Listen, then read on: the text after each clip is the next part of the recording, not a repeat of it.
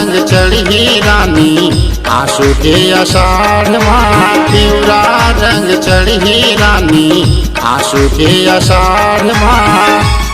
मोला भारी मजया ही राजा भया दुलार माँ। मोला भारी मजया ही राजा भया दुलार माँ। पिवरा रंग चढ़ी रानी आंसू के आषाढ़ माँ। पिवरा रंग चढ़ी रानी आंसू के आषाढ़ माँ। मोला भारी मजया ही राजा भया दुलार माँ। मोला भारी मजया ही राजा भया दुलार माँ।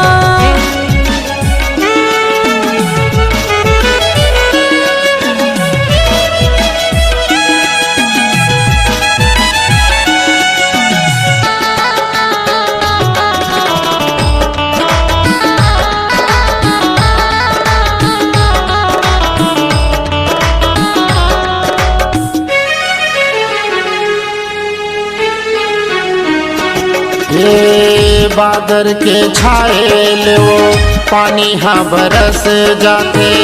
बादर के छाए वो पानी हाँ बरस जाते। देखी बरतोला रे नैना मोर तरस जाते। देखी बरतोला रे नैना मोर तरस जाते।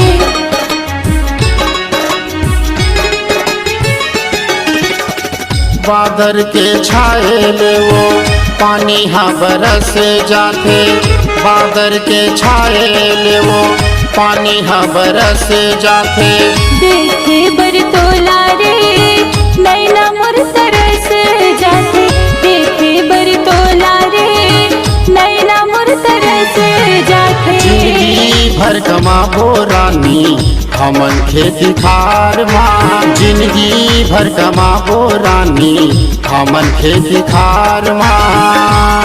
मोला भारी मजया ही राजा भया दुलार माँ। मोला भारी मजया ही राजा भया दुलार माँ।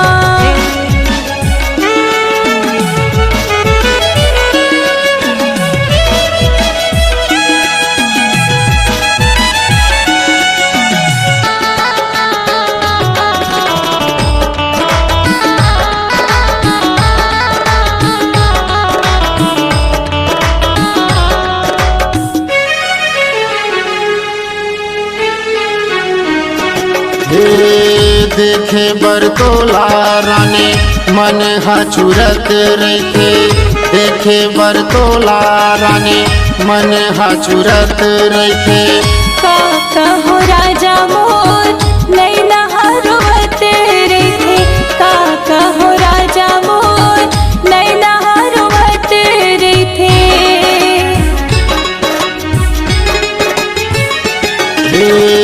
देखे बरतोला रानी मन हचुरत रहते। देखे बरतोला रानी मन हचुरत रहते।